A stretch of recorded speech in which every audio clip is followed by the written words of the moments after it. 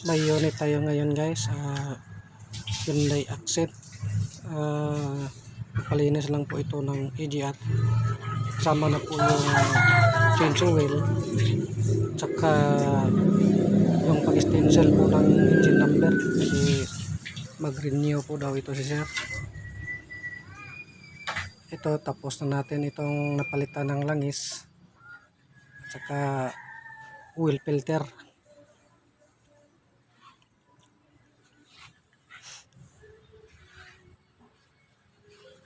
Yung engine number po nito medyo kasi mahirap po hanapin, kaya nga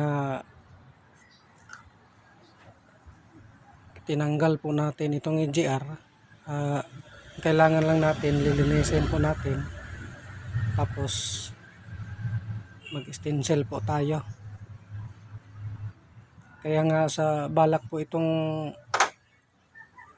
gumawa ng stencil.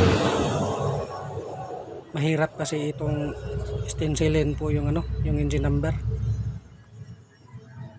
Ito na po yung kanyang engine number. Natanggal na po natin yung EGR. Nasa ilalim po ito. Medyo klaro-klaro na siya kasi madumi na trapo-trapuhan na natin. Ito klaro-klaro na yung kanyang engine number. Kaya sa magbabalak na gumawa nito, napakahirap itong stencilin. Kasi magtanggal pa po tayo ng EGR. Ito guys, tapos na po tayong nag-stencil. Nakabit na po natin yung EGR at saka yung EGR na linis na po natin. Madumi na, ilang taon na walang linis-linis po ito. Ito na po yung kanyang EGR. Hyundai Accent po ito, 1.5 yung luma po itong Accent.